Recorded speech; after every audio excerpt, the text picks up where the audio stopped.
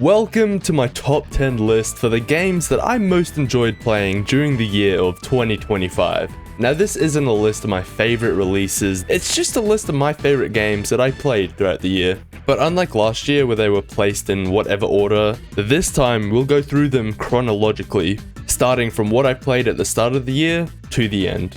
But first, I want to list a couple of honorable mentions that just missed the mark.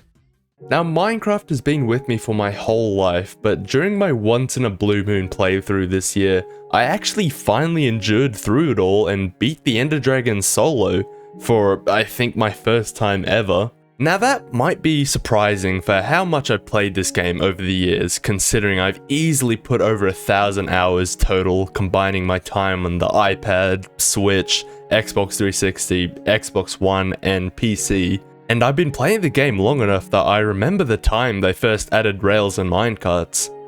But I'm not that much of a hardcore player. I like to spend most of my time building or farming crops more than anything.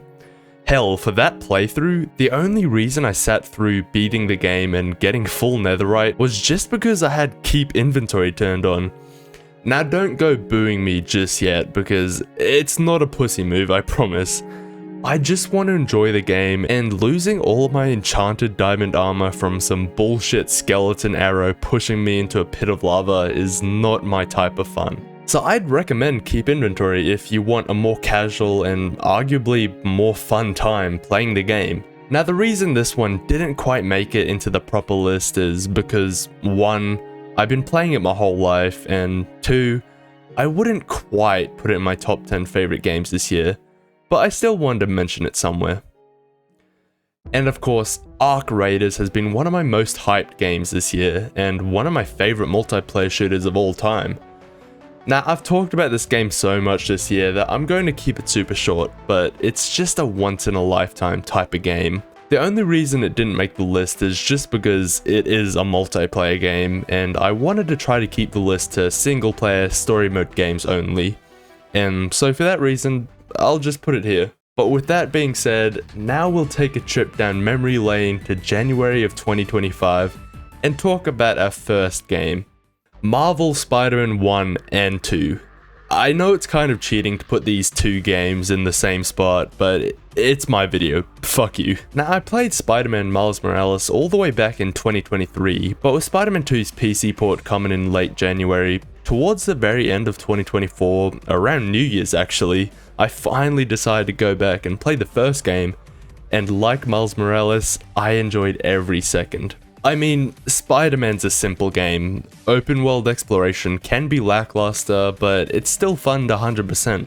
Combat is fluid, movement is incredible, and it's like they say, you really feel like Spider-Man. Now when the second game came out to PC, yeah, the PC port was rough. There was a heap of glitches, plenty of crashes, but nothing too game-breaking. And coming into Spider-Man 2, it really felt like a step forward from the first game in terms of combat and traversal additions, and with the new web wings, venom abilities, and slipstreams around the map, it was really fun just going around the map and feeling like Spider-Man. And for a couple of weeks after being in the game, I'd still just booted up to do exactly that. Now the story was a bit rough. The first game was a fairly well written Spider-Man story that is still very memorable, and in Miles Morales, it got a lot simpler being yet another classic Spider-Man story, but for 2, it gets a bit iffy. I just feel like there was so much going on. There were so many different villains and plots happening, and following the 2 different Spider-Mans, there was just a lot happening at all times. But playing through it, it all still worked well together. I have a lot more to say about these games, but this isn't the place for it, and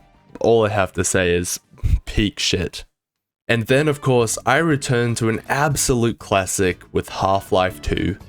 Now I was first exposed to this game back on the orange box for the Xbox 360, but I was much more focused on playing Portal rather than Half-Life. But now as a full pro PC gamer, I played the game back in 2023, loved it, and came back to it this year to replay it, and it still hits just as hard as it did the first time. Back in Valve's golden age in the mid to late 2000s, they were cooking nothing but bangers. And the way they talked about Half-Life 2, you know this was their holy grail. Storytelling is more compelling than anything close to it in that era.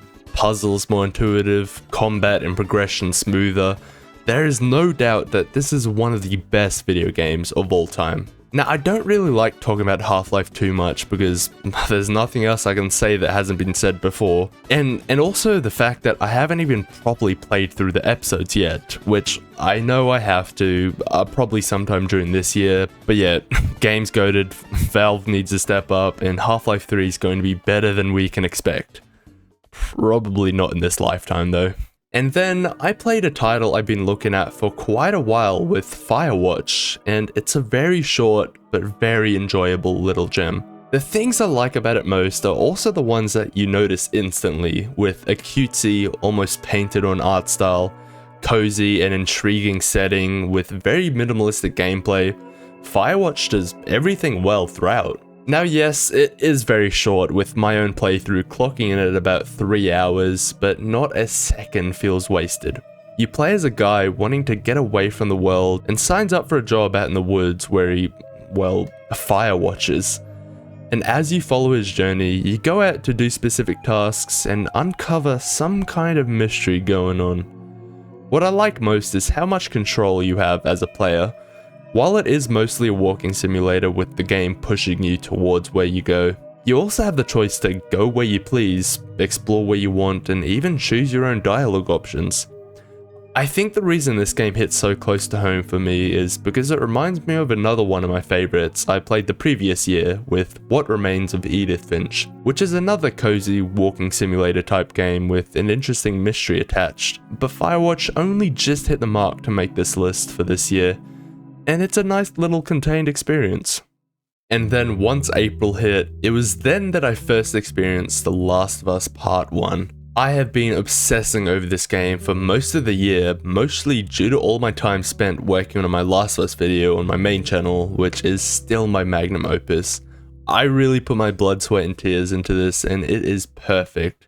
But I have a very big place in my heart for this game. It cannot be understated just how influential this game was for its time with the OG version. Not even in terms of storytelling, but even the gameplay mechanics, combat, stealth, survival, and everything is still so incredible in this day and age. And to think that this came out on the PS3 in the Xbox 360 era? Crazy work. And with the remake that came out a couple of years ago, we can see this game in a new light. Now, I've talked about this game so much this year and written however many thousands of words on it that I don't know what to mention here, but if I have to say something, please go watch my Last of Us video on the main channel. And with my recent dive back into Half-Life 2, I also decided that it was time to pick up Half-Life 1 in the form of a fan-made remake, Black Mesa. Now, I've owned the original Half-Life 1 for quite a while, but never properly gave it a real try, which I do also need to get on soon enough. But Black Mesa does a wonderful job at revitalizing the levels and design of the original, with a fresh coat of paint and a modernized feel with plenty of quality of life changes. And much of what I said about Half-Life 2 can also be put in here for Black Mesa.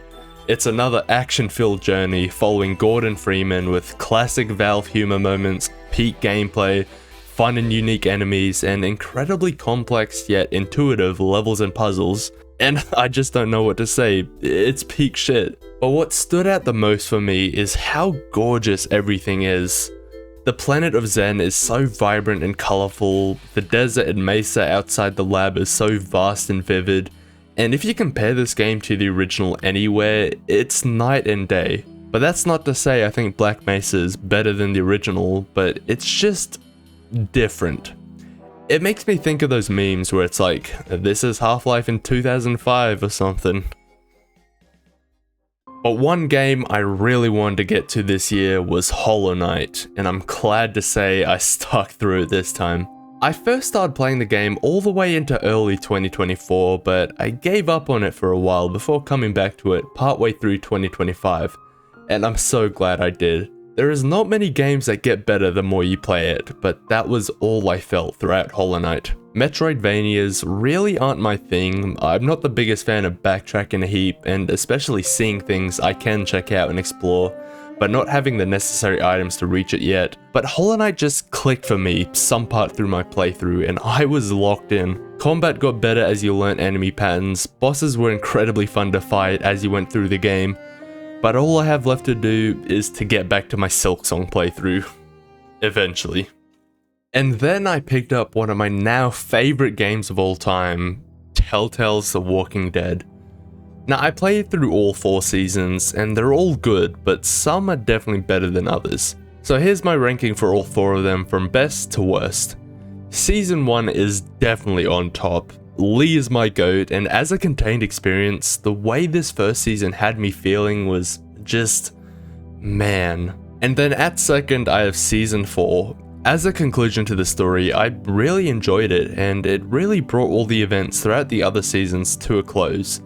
In terms of how the story felt, after Season 3, I really appreciated how grounded and slower this one felt, especially having a smaller cast of characters. And then at number 3, I have Season 2. I don't have any footage of Season 2 and 3, so oh well.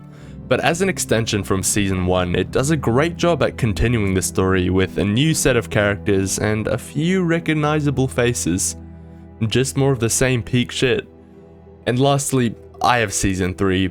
Going from Season 2 to 3, you can really feel a big jump in the budget with changes to gameplay, but I just didn't fully jive with the new protagonist and most of the characters. At this point of the game, you can really feel a pattern with everything. You meet a new couple of characters, a tragedy happens, most of everyone will split, and by the end, almost everyone is dead. By then, I knew when I met someone, every scene I would just be guessing how they would die. But still, I'm glad the games didn't get dragged out as much as the TV show did, and while Season 1 is my favorite by far, they're all so damn good, man. Tears at the end. And another gem that I've been playing off and on throughout the year is the Resident Evil 4 remake, and holy shit. To think this game was originally made in 2005 is just insane when you think about how many enemies, weapons, and areas there are throughout the game. While I haven't really played any of the OG Resident Evil games, and I'm only familiar with 7 and 8, this might be my new favorite Resident Evil game. The flow of combat with all the interesting weapons in your arsenal, along with the classic Resident Evil type puzzles and collectibles we all know and love, is a type of gameplay loop that is so damn fun to me. Like The Last of Us, I've talked about this game quite a few times in my games I played each month series, so I'll leave it at that, but man, Resident Evil 9 is going to be peak if it's anything like we've seen in the trailers. And of course, I had to play The Last of Us Part 2, and I really have no words. A core theme of The Last of Us was finding hope in a world without it. But in Part 2, there is no hope. There's nothing. Part 2 did not feel good to play through.